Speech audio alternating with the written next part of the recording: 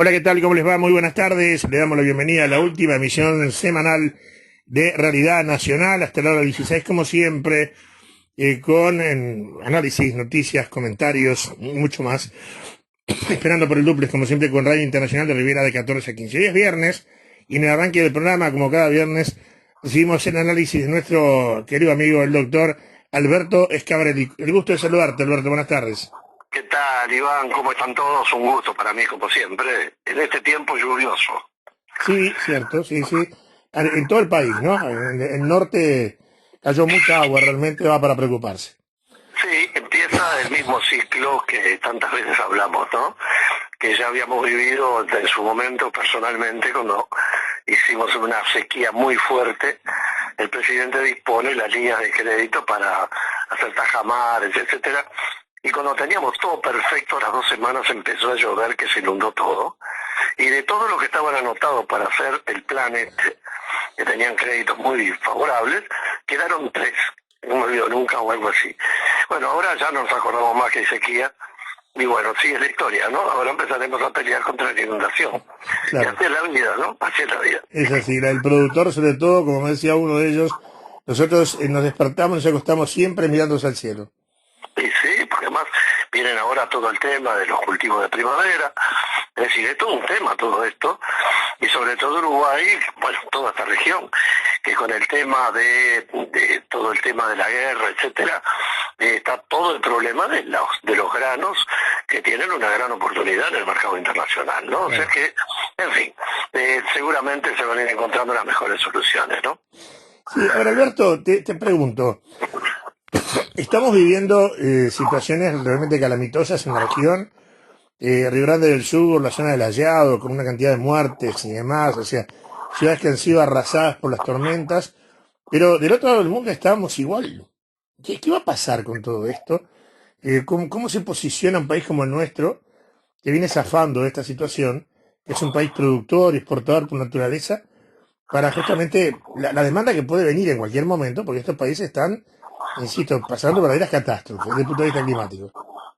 Sí, yo sigo teniendo presente casi como un axioma las palabras del secretario general de Naciones Unidas, Guterres, que es un portugués muy serio, muy amable y muy simpático, pero es un profesional serio, el actual secretario general de las Naciones Unidas, sucesor nada menos que de Kofi Annan, ¿no? Otro fenómeno.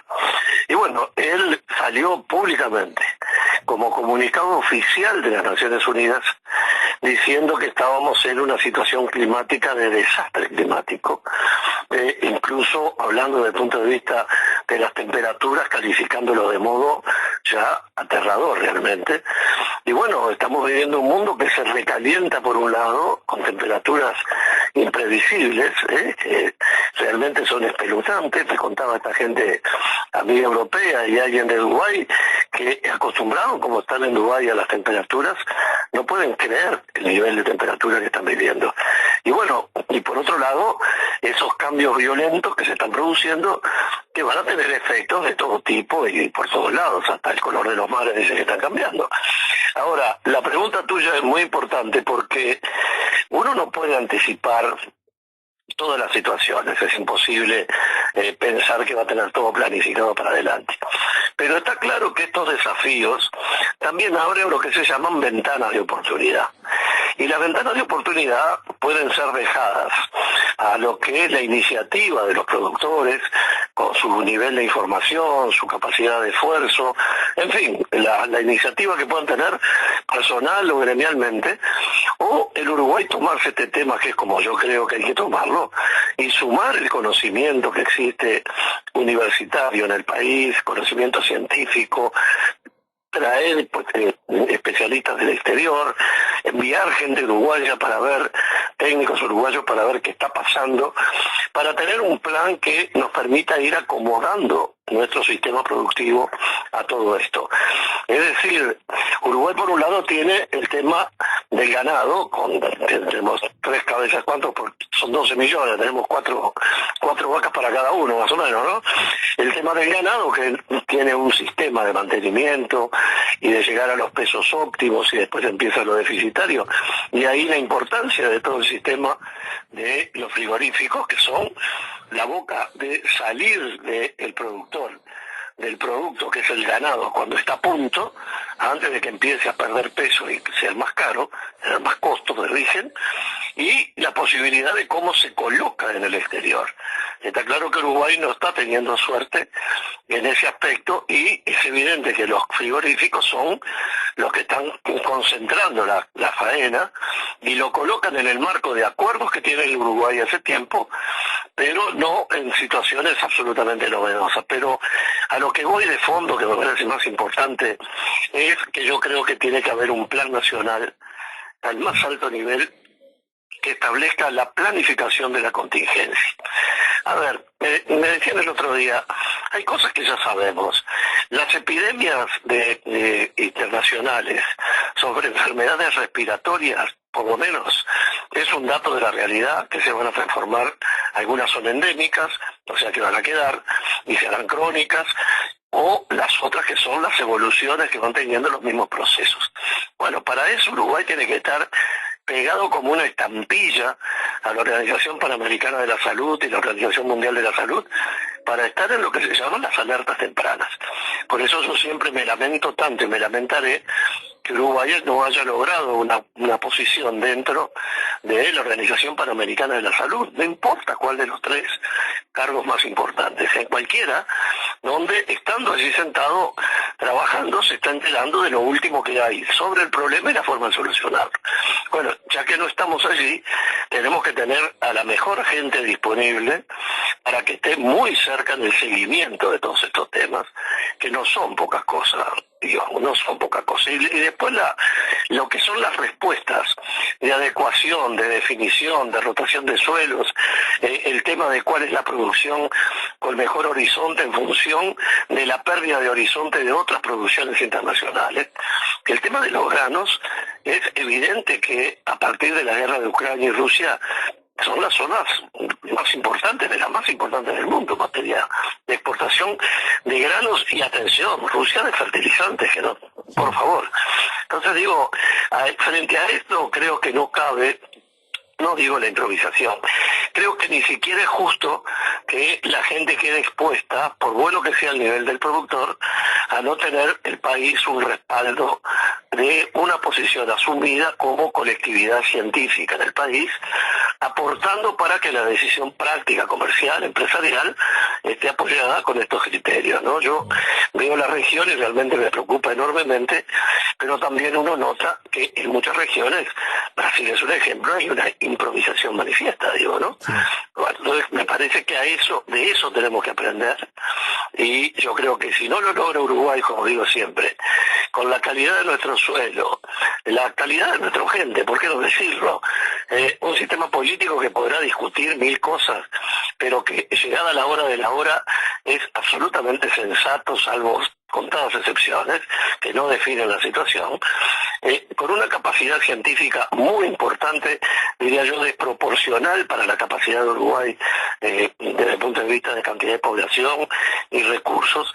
Y bueno, tenemos que juntar a toda esa gente, traer más gente de afuera. Yo estoy propiciando hace años, y ahora lo estoy haciendo con más fuerza, que los profesores universitarios que se jubilan en universidades de Estados Unidos y Europa, o de donde sea, bueno, Uruguay los traiga y los tenga 6 meses en Uruguay dando clases sobre lo último de lo último, que no solo se ve por internet. En una palabra, creo que esto se arregla con conocimiento y luego las cosas imponderables que son, ya tuvimos terremotos, ¿no? Es decir, hay cosas que no dependen de lo que uno planifique, pero sí es verdad que no es lo mismo salir sin paraguas que con paraguas, ¿no? Ese es el gran tema. Ahora tú tocaste el pasar el tema de la guerra, y viste que ha sido la excusa perfecta para muchos, como antes fue la pandemia. De todas formas, los otros días vi algo que me impresionó, un misil que hicieron caer en un barrio allí cercano a la capital, a Kiev, con una deflagración, una onda expansiva brutal, mató a 19 personas, un misil que fue transportado por drones allí a la zona. Yo digo, a ver, pensando en esto, y mirá a dónde quiero llegar. Estamos hablando justamente de producir, de cuidar el país, tenemos zonas como Turquía, como Bulgaria, por ejemplo, que están arrasadas por temas del clima, pero hay países que se están reuniendo para juntar fondos para financiar la guerra, porque le quieren dar más de $1.000 millones a Ucrania para poder comprar armamento y para seguir combatiendo.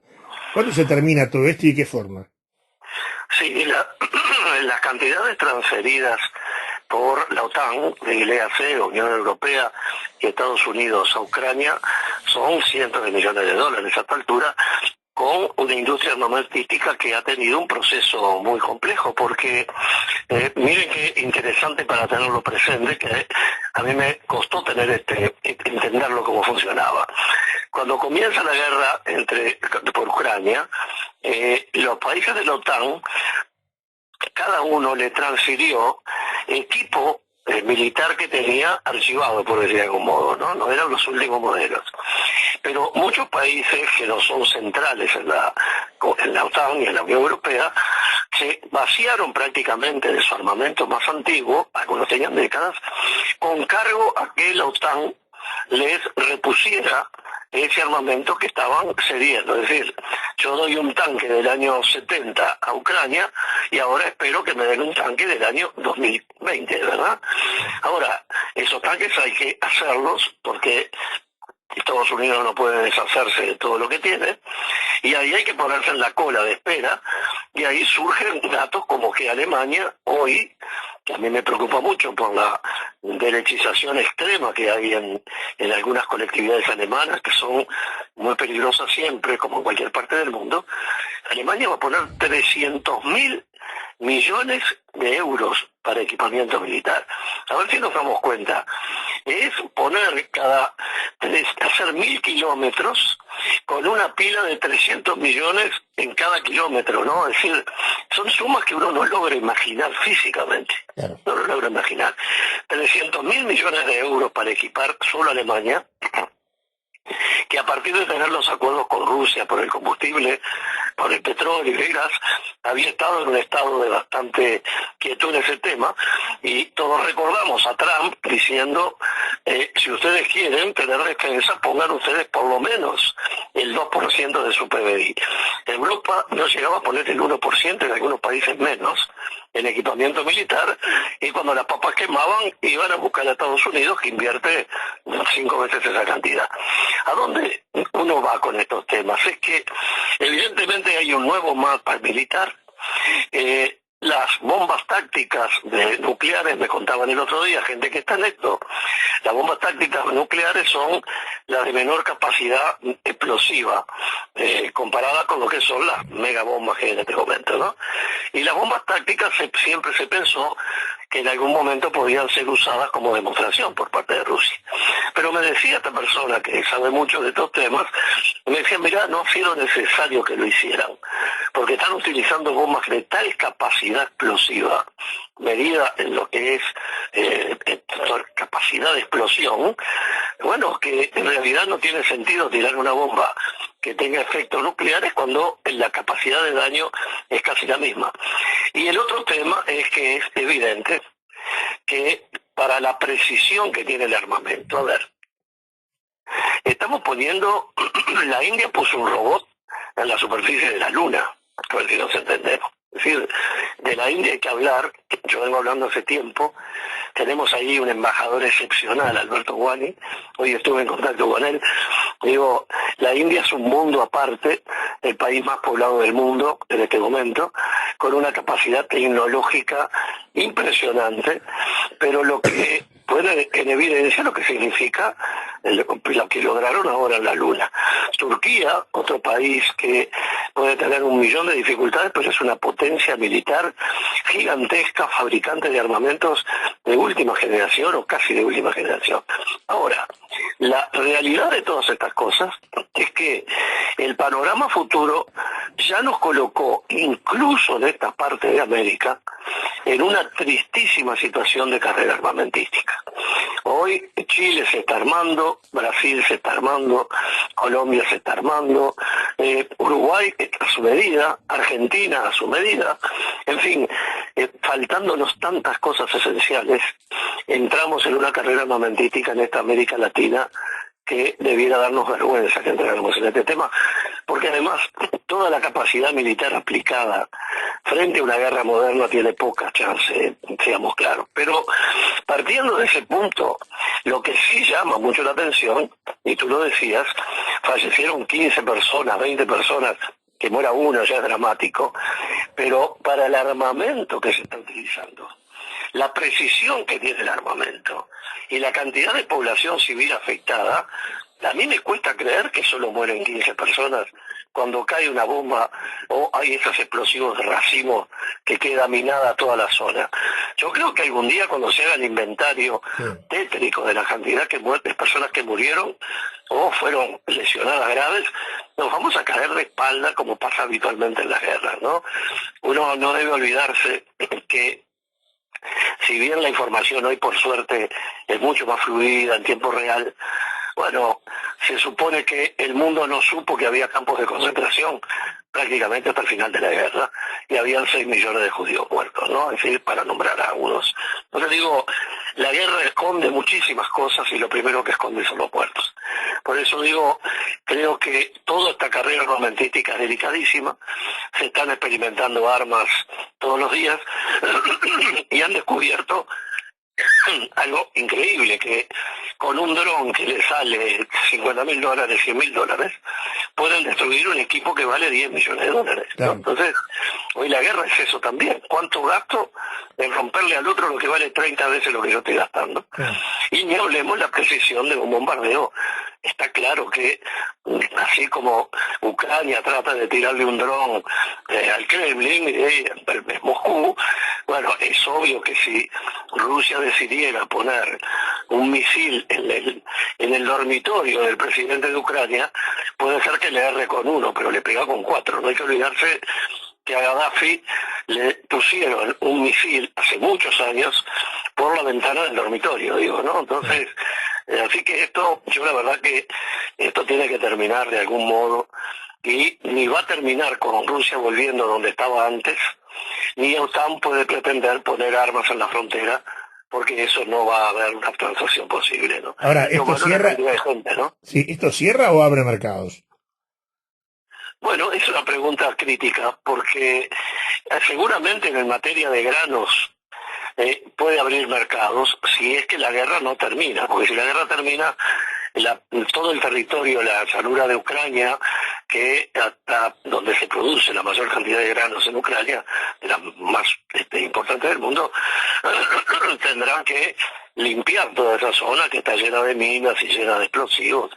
Pero está claro que Rusia estará en condiciones de volcar en el mercado mundial muchísima producción por el tamaño. No hay que olvidarse lo que significa el tamaño de Rusia, ¿no? El otro día veía que Rusia solo es más grande que todo el planeta Plutón, digo, ¿no? Entonces, todo esto a nosotros nos abre, como decía Enrique Iglesias, Uruguay tiene que ser el país de la calidad, de las ventanas del mercado. Yo por eso, en aquel tiempo, hablando con él y en alguna charla, le llamaba economía del musgo, porque nosotros tenemos que colocar la calidad en las ranuras de la producción mundial. En los lugares donde nuestra carne se coloca mejor, nuestros vinos son mejores pagos, nuestra producción tiene la mayor calidad. Ese es nuestro mercado en el mundo, no el mercado para arrasar con producciones masivas como hay en otras partes, digo, ¿no? Pero sin duda que hay un jugador en todo este partido al que todavía no le dedicamos mucha atención, o no la necesaria a mi juicio, que es el nuevo mundo en África, ¿no? Es decir, la situación en África es muy especial, va a haber cambios muy profundos por lo que se ve, y el desencuentro en una Unión Europea con el Reino Unido afuera prácticamente, y Italia y Francia como los países centrales, y Alemania, pero Italia y Francia, la primera ministra italiana insultando abierta y públicamente a Macron, el presidente de Francia, con razón o sin razón, pero me refiero que son esas cosas que uno no espera que se le diga se ponga esa virulencia en países que forman parte de una unión, de verdad que son mucho más que aliados, son socios, son parte de un territorio que se va de un lado para el otro sin pedir un documento, digo, ¿no? Y lo viene lo mismo. En fin, yo veo una Europa muy castigada. Me temo que va a tener pérdidas futuras en materia de competitividad. Y hoy en la jornada de hoy acabo de leer un golpe impresionante de China devaluando el yen, ¿no? Es decir, la devaluación del yuan, que es un tema impresionante, devaluar la moneda china. Muchos países como Argentina, por ejemplo, hicieron canastas de moneda mixta, incluyendo la moneda china. Sí. Bueno, hoy lo que ha perdido Argentina, yo todavía no vi el número, pero está en un mundo revulsivo y al mismo tiempo todos los BRICS haciendo negocios en monedas locales sin participación del dólar. En fin, estamos en un mundo, yo no digo nuevo, porque a ver, yo no tengo demasiada ingenuidad en esto quizás, ojalá me equivoque, pero hay un límite para que las potencias pierdan. Es decir, tienen un límite donde dice hasta acá va, de acá no va más. Y bueno, yo creo que el arte de hoy es cómo negociar los nuevos bloques para que el equilibrio se reconstruya a como dé lugar. Son tiempos de gente inteligente, de diplomacia, de intercambiar. Ya se mostró fuerza de que hay un cúmulo enorme de países que quieren estar en otro sistema. Y bueno, yo creo que hay que sentarse y negociar tranquilamente para que no llegue la sangre al río, ¿no? Y tú hablabas del tema de Argentina, y recordemos que el acuerdo que firmó Argentina con China por el tema de los yuanes es un acuerdo secreto. El Parlamento argentino no tiene conocimiento porque el gobierno lo declaró secreto. Y esto, evidentemente, puede traer consecuencias severas. De todas maneras, Argentina creo que se prepara para un cambio, porque los últimos números, las últimas encuestas dan afirmándose a Javier Milei con la posibilidad de ser presidente de la República, y lo van subiendo a Massa y dejando a la señora Bullrich en tercer lugar. O sea, hay que ver, ¿no? Si además, si todo lo que dice Milei lo pudiera cumplir, de repente sería peor el remedio que la enfermedad. Pero como aparecen economistas muy reconocidos que lo asesoran y ya están aclarando que nada es para allá, todo es para adelante, bueno, de repente por allí Argentina puede encaminarse, y eso de alguna forma también nos beneficia a nosotros, ¿no? Ellos se resfrían, nosotros estornudamos, esa es la verdad. Pero es que están así. Hay un tema que es muy importante, que nos tendría que dar cierta tranquilidad. En Argentina las elecciones parlamentarias son por tercios. Sí. Es decir, que aunque ganara con un número de votos arrasador, no le va a dar, como si fuera en Uruguay, la mayoría parlamentaria.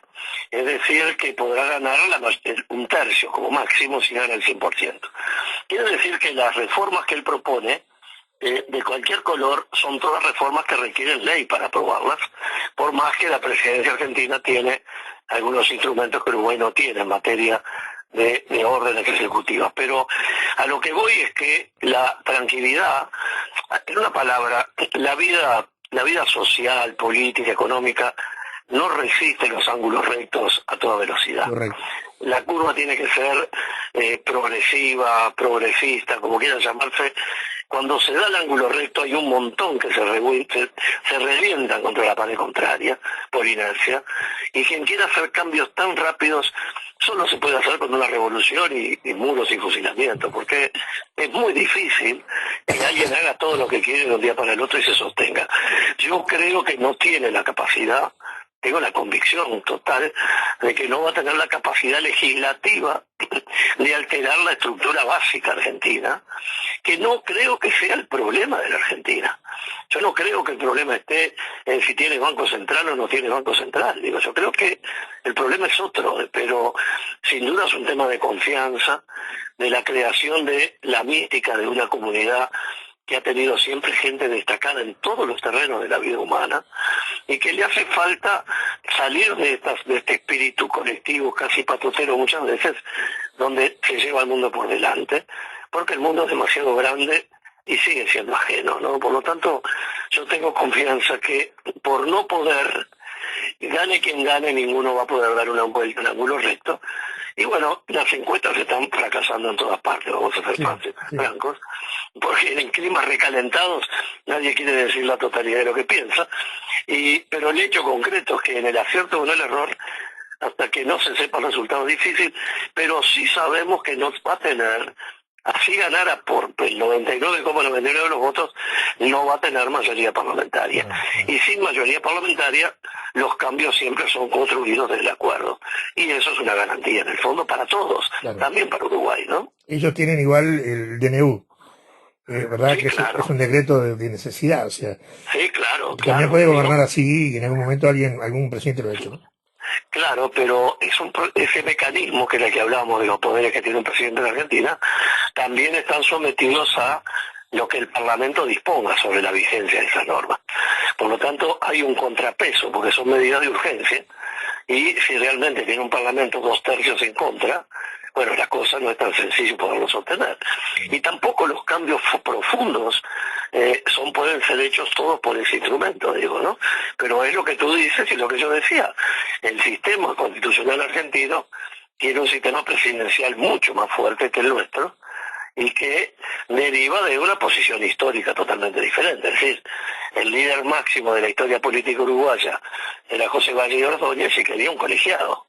Y los líderes máximos de la historia política argentina eran individuos absolutamente presidencialistas y Perón parado en la hegemonía casi monárquica de la forma de gobernar, digo, ¿no? En fin, hay una experiencia interesante para algún amiga que tenga alguna tarde, una noche de insomnio. En YouTube están los discursos de los años 40, donde aparecen Perón, donde aparecen líderes uruguayos, latinoamericanos, europeos, para escuchar el nivel de información y adelanto sobre el futuro que había de conocimiento de esa gente que tenía, más allá de la compartir o no compartir ideas, tenía una visión sobre el futuro que era bastante próxima a lo que pasó. Bueno, yo creo que hay anécdotas que vale la pena ver. Hay una anécdota de Perón que contada por él en YouTube de cómo Argentina compra los ferrocarriles a los ingleses. Yo no puedo saber si lo que cuento es verdad, obviamente, pero lo cuenta de tal modo que vale la pena escucharlo porque uno se da cuenta ahí cómo se llegó a hoy y cómo eran los procesos en ese tiempo y lo podíamos aplicar a cualquier país, digo, ¿no? El pasado no está tan lejos y unas cosas que nos aguardan para el futuro es que en el pasado había que hacer una arqueología de periódicos y hoy vamos a tener archivos digitales de imágenes de todo lo que dijo cualquiera en cualquier momento, encontrado al segundo por Google o por una inteligencia artificial. Sí, por eso si antes nadie resistía el archivo, menos lo va a resistir ahora, ¿no? claro, es así. Alberto, un placer como siempre escucharte. Y nos queda hablar de cómo andamos por casa. Y tirame 2 minutos de cómo ves la realidad actual. Yo voy a dar mi opinión, no puedo, no me aguanto. El presidente se equivoca, o sea, patea la misma piedra por tercera vez. Confió en Astesiano y terminó formalizado. Confió en Gustavo Penades hasta el punto de ser formalizado. Dijo, le doy toda mi confianza y mi respaldo a Carlos Albizu, y Albizu terminó renunciando por el escándalo del Salto Grande. Pero ¿qué pasa allí? Pues la verdad, yo sinceramente no lo consigo entender. Es difícil tener una traducción certera, pero uno puede ensayar una hipótesis, ¿no? Y está claro que son tiempos electorales. Es muy difícil la posición del Partido Nacional porque su delfín es nada menos que el secretario de la presidencia. Es decir, no es alguien que venga del Parlamento que puede tener un discurso propio, porque forma parte esencial del gobierno. Secretario y prosecretario de la presidencia son el corazón de la decisión de gobierno. El presidente está todo el día en contacto con el secretario de la presidencia y con el prosecretario si tiene ese rol. Yo lo viví. Ahora, a lo que voy es que siendo el secretario de la presidencia el candidato visible más fuerte y poderoso del Partido Nacional y de la coalición, está claro que cualquier paso que dé el presidente lo amortiguará con su propio prestigio y será él el que se equivocó o no se equivocó. Seguramente el secretario no entre en esas declaraciones, pero también cuidan mucho lo que es la representación en votos que localmente tienen las personas que han sido respaldadas, ¿no? Es decir, a ver, un Penades, cualquiera sea la situación judicial final, es sin duda el político más importante del Partido Nacional en los últimos tiempos largos, el interlocutor válido, yo lo viví, el interlocutor válido, sereno y constructivo del Partido Nacional. Olvidémonos de su conducta privada, que es otra historia, y lo están juzgando los jueces y los Pero fiscales. fue el gran articulador que tuvo el partido en los últimos Pero, años. por favor, alguien con que se podía hablar de los temas, y eso por un lado.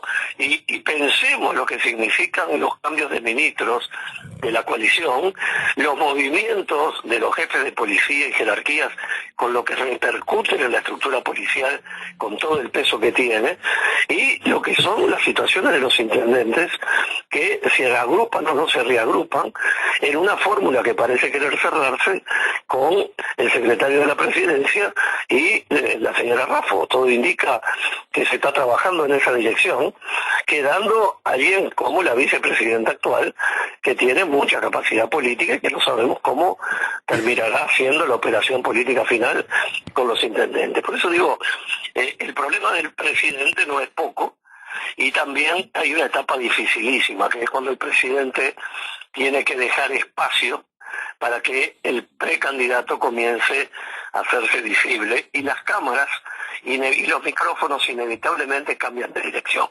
Eso requiere en el presidente una actitud muy particular, que no es fácil para todos, y en los restantes partidos se van definiendo más o menos aparentemente cuáles son las corrientes más fuertes.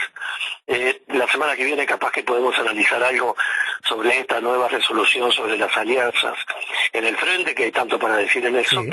a favor y en contra. Y bueno, y por otro lado, lo que son los partidos menores de la coalición, que están en un momento de terremoto, ¿no? Es realmente preocupante. Bien. Alberto, un gustazo, nos reencontramos la próxima semana. Hasta la próxima semana, buena semana para todos. Un gran abrazo. Bien, señores, cerramos este bloque. Conversamos con mucho placer, ¿verdad? Con esto de poder escuchar a alguien que sabe tanto de política como nuestro amigo el doctor Alberto Scavalli. Nos vamos a la pausa. Se viene Marcel Morel para hacer la segunda parte de Realidad Nacional.